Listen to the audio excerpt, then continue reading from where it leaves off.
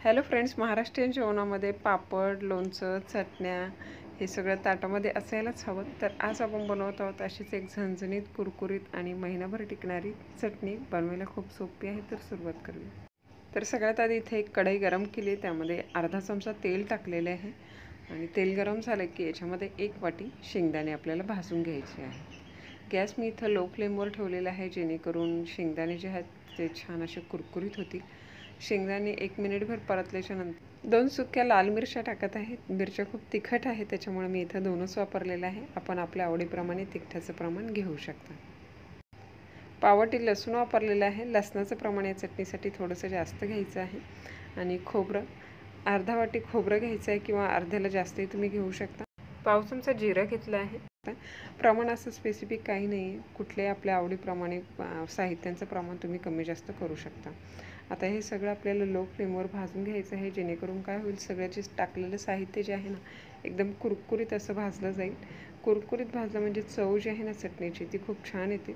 आता हे सगळं भाजत आल्याच्या नंतर आपण सगळ्यात शेवटी टाकणार आहोत 1 चमचा तेल. यामुळे चटणी चवीला छान होते, अजून हेल्दी होते आणि मस्त असा सुगंध देखील सुटतो. आणि याचबरोबर टाकत आहे 5 ते 6 ताजी कढीपत्त्याची पानं धुवून पुसून घेतलेली आहेत आणि 2 चिमूट हिंग देखील टाकलेलं आहे.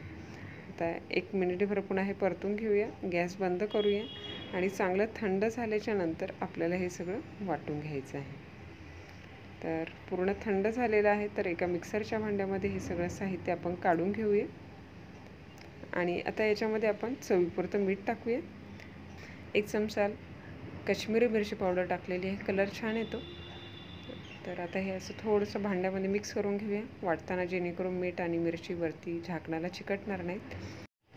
वाटताना मिक्सर ऑन ऑफ करत हे वाटून घेतलेले आहे, त्यामुळे चटणी जी आहे ना एकसारखी वाटली जाते. इथे पाहू शकताय मस्त असा तिळाचा सुगंध सुटलेला आहे आणि छान अशी ही चटणी वाटली गेलेली आहे. आता ही चटणी जी आहे ना, ही महिनाभर तरी कमीत कमी टिकते, किंवा संपेपर्यंत ही खराब होत नाही.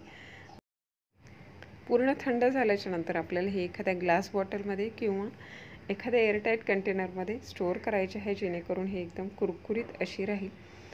आणि कधी सुकी भाजी बनवण्यासाठी तोंडी लावणीला काही नसेल, तर अशी चटणी जर वाटून ठेवली तर ऐनवेळी ही चटणी आपलं बरंचसं काम हलकं करते. सुक्या भाजीऐवजी चटणी दिली तरी आवडीने सगळीजणं खातील. वरण भाताबरोबर तर स्पेशली ही चटणी खायला खूप छान लागते. टिकणारी आहे, त्याच्यामुळे प्रवासामध्ये देखील तुम्ही नेऊ शकता, टिफिनवर देखील तुम्ही देऊ शकता. तर घरी नक्की एकदा बनवून पहा, सर्वांना नक्कीच आवडेल. रेसिपी आवडली असेल तर रेसिपीला लाईक, कमेंट, शेअर करा. चॅनलला सबस्क्राईब करा. त्या बाजूला असलेलं बेल आयकॉनचं बटन प्रेस करा. पुन्हा भेटूया अशाच एका नवीन रेसिपीचं. तोपर्यंत टेक केअर. Bye bye.